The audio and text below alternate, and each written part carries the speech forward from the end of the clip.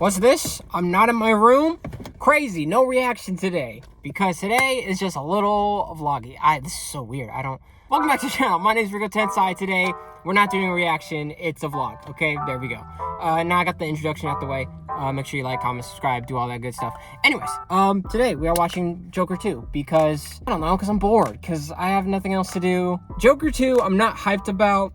I'm gonna just be honest. The first one, didn't really like it. I don't really like the Joker. I didn't like that version of the Joker very much. If I had a favorite, honestly, if I'm saying a hot take, I kind of like the Jared Leto Joker a little bit. I don't know why, because he seemed a little bit more comic booky, a little bit. Okay, a little bit. Yes, I know technically Joker is very he wouldn't do that. Like, he wouldn't be all flashy. He wouldn't drive a Lambo. He wouldn't get crazy dripped out with the thing. And I know. But it was just, I don't know. Something about him just seemed, what's the word I'm looking, he seemed more goofy, more than like goofy serious versus just being just straightforward serious, I guess. Cause for me, I feel like Joker is a little bit, he's a little bit funny. Like, Heath Ledger's Joker is great also. He's up there. But I'm just saying, if I had to pick one, I'm sorry, I don't know. I like Jared Leto's and I wish there was more. But sadly, it was very bad. And the whole Suicide Squad thing, and I get it. It wasn't that great. All right. I'm back from watching Joker 2. Honestly, it wasn't that bad. It's honestly better than the first one. I'm gonna say it's a blasphemy. Better than the first one. I didn't mind it. It was kind of funny. It was just, if you look at it kind of as a comedy, yeah. Also, the musicals was okay, I'm thinking, when I think musicals, I'm thinking crazy dance numbers and doing, the corny stuff. This one was it made sense. It made sense when they sing, and it wasn't because you kind of think is he going crazy? Or is he is this when everyone's gonna start singing? Nah, it was just those two. It was just Harley and Joker singing. I just realized I'm gonna go on a tangent of just random stuff, whatever comes to my mind, because I don't get to do this a lot. I don't get to do a lot of just talking to the camera or just sometimes talking in general. Right now, my throat is hurting. My throat hurts because I don't talk this much a lot. Even though I consider myself a quiet person, I really like to talk. It's just, for the most part, I just don't want to talk about what everyone else wants to talk about. So then that's when it quickly becomes more of a, I'm just listening to you talk so that I don't really have to talk. But do I know how to fake a conversation? Yeah, I've done it a lot. Growing up, there was times where I wanted to talk. I don't know why I took it to heart so bad to whenever someone tells me to shut up. Sometimes, when kids say shut up, but it's just a phrase. We don't really mean it to mean shut up forever. When someone tells me to shut up, I'll be all right, it means don't talk ever. The first, I'll never forget it. The first time I had someone really tell me to shut up, and I really took it to heart. Bro, I was in second grade. I was in second grade. We were watching a movie in class. I remember exactly what the show. I remember the movie. The movie was Rugrats Go to Paris, whatever, that movie, right? There's a scene in that movie where Chucky has a musical moment. I believe it was Chucky Chan. I remember either I was trying to sing along to it or I was trying to dance to it or something, right? This kid, I'm not gonna say his name, but what he told me at second grade, he's geez, Rico, I guess. What the fuck? What? I can't just express how I feel about a movie? In second grade. We're all the same age. And for some reason, I have to control myself as a kid. So since that day, I started to slowly tone down my attitude at certain times. Or I was quick to be very obedient to whenever someone tells me to be quiet or to go do a certain thing. So then, since then, I feel that's sort of how I am now-ish where it turned into just like, well, when I'm staying quiet, I'm listening. So while I'm listening, I'm still understanding what everyone else is doing and also learning from everyone else's mistakes. Look, I enjoy my alone time a lot, and I've learned to not feel... I learned how to have fun by myself. I don't need to have someone, or I don't need to have people around me in order to have fun. But it does help when people are around to have fun, because it helps. But I feel like a lot of people don't understand how to have fun by themselves, which is why they rely on other people to fill in that void of like, you need to make me happy because of whatever. Because basically I can't make myself happy, so I need you to make me happy. But then it's how arguments happen of just like, how come I don't feel special, or like, how come I don't feel something more? And it's just like, how I see it is just like, I mean, if I was really lonely, honestly, like, what's wrong with, why wouldn't you just go to like a strip club if you just feel lonely? I think I've done that before, where like, I go to strip clubs because, so I feel in that void of like, I don't feel alone. Like, yes, why don't you just go out to do, online dating, do Tinder, Hinge, do all that stuff? But it's just like, because it's quick and easy. It's quick, it's easy, and it's a fast result. Like with like real life dating, it's just like, you gotta go through steps, you gotta wait, and it sucks. Like, I'm not patient, like, so, which is why I resolved to go into strip clubs. But then, look, I wouldn't advise people to go to strip clubs. I'm not saying that. I'm just saying, for me, it's like my therapy, kind of. Like, if as stupid as it sounds, like, for me, it satisfies my needs of just like, all I really want is just someone pretty to look at and to talk to. And then honestly, the lap dances is like a bonus for me.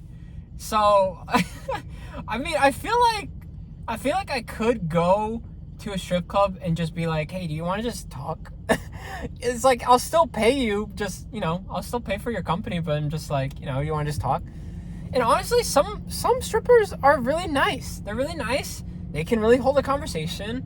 They're not all very like straightforward, like, okay, I'm gonna give you a dance, then I'm gonna leave, and then that's it. Like, no, they actually like want to talk to you. Sure, it's probably part of the whole game, which makes you want to, go there more. But then, sometimes, for me, I feel like I have a good self-control of like, not spending like, what, like $1,000 a week or something, or like 1,000 like a day. Like, no, you're like crazy. The amount of time that I would go to a strip club is about the same time, or same amount of times that I would go to a therapist. And I'd be spending about the same amount. Like, how much is a therapy session? A therapy session is like a good, like, isn't it like at least 100 to 400? Is it not? It's like a good 100 to 400 each session. And a strip club is about the same amount of money. So what's the, like, okay, clearly, yes. Okay, clearly, yes, well, for me, I don't be talking about like my feelings a lot. I don't dive deep into it then, because yes, clearly I'm not gonna do like a super dive deep into like my whole life and stuff. But I'm not saying that you should rely on a strip club to be your therapy. No, don't do that. Get professional help if you need it. I have done professional help. I've done like the face-to-face one, and I've done BetterHelp.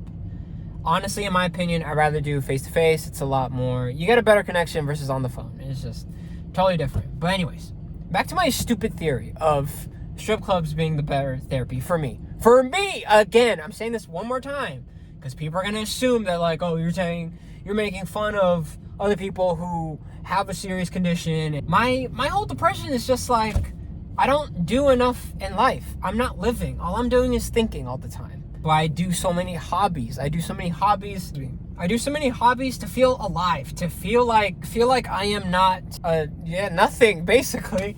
so that, you know, the more I move, the more, at first it was like, the more hobbies I do, the more interesting of a person I will look like to other people.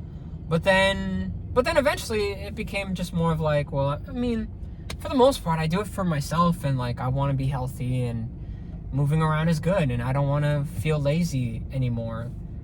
And also, I've seen lazy people, and I don't want to become those lazy people. I wish I could stick with one thing and just like that and just keep doing that forever, but I can't. Like, as much as I want to, I haven't found maybe I just haven't found it yet. But as of right now, with all the hobbies that I've done, it's hard to stick with one. Like, I don't consider sticking with YouTube one, because technically, for me, I think I cheated a little bit, because I was supposed to start my channel with vlogs, but then I ended up following the trend of doing shorts, because I thought I'm supposed to like have there's this idea that, like, because I want to be a YouTuber, I have to follow the ways of what everyone else does. But part of me just wanted to just say that in a way of just like, I just want to make videos and just do whatever, kind of, and not having to worry about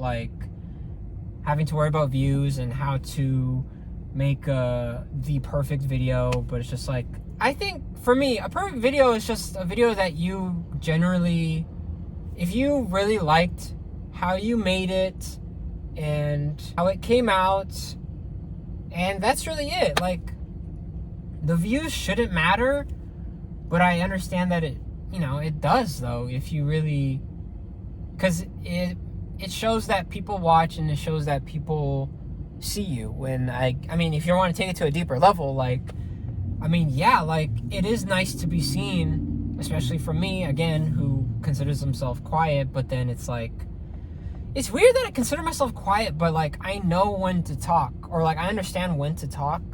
Because when some friends who are like introverts will be like, I can't see myself doing what you're doing, but I'm just like, yeah, because it's sort of like, I'm an introvert, but I'm trying to practice not to.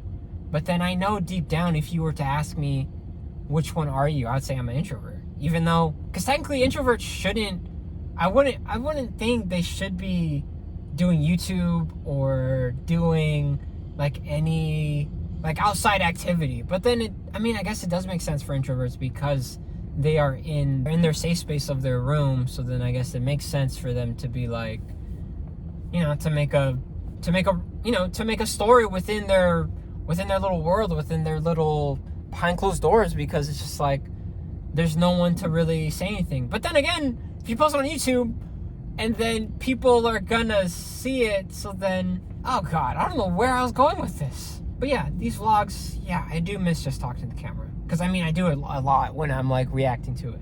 Like, especially when I do like when I react to like the Dragon Ball GT stuff, which is kind of fun. I'm starting to get a little bit more comfortable and just having fun with it, just because like it's because it's familiar, like it's familiar to me, and it's just like, it's harder for me to like react to something new.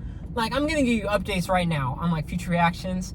I'm not gonna react to Don because I actually like it, and I'm not gonna like, there's no reaction you're gonna get out of me, sadly. It's just gonna, because I low-key really like it, and I really want to pay attention to it. So I'm not gonna react to that. I'm probably not gonna react to anything other new. I'm only gonna be sticking with GT until I finish it. If I post enough, I should be done with it by the end of this year. I should be. And then if I drop a vlog every once in a while, it'd be kind of nice just to, I don't know, it's just nice to talk and not having to feel like, okay, because I think before, because when I think vlogs, I'm thinking like, not just talking to the camera, but just like going out and like having to do something and move around is what I consider vlogs, because that's what I grew up on. When I watch people vlog, it's just like, they're with their friends and they're talking about whatever they want to talk about. But now it's just like, people call a vlog if you're just talking to the camera, and you're just like, as long as you're just talking to the camera, that's a vlog. That was it. In case I don't add anything else, I'll end it here, because yeah, I think that was it. I hope you guys liked this. I hope you guys liked this vlog. This is very new. Coming back a little bit of coming back to vlogs. So here and there, I'll still post GT reactions. Probably only GT reactions for the most part. And then now and then, I will drop a vlog. Like, comment, subscribe, do all that good stuff.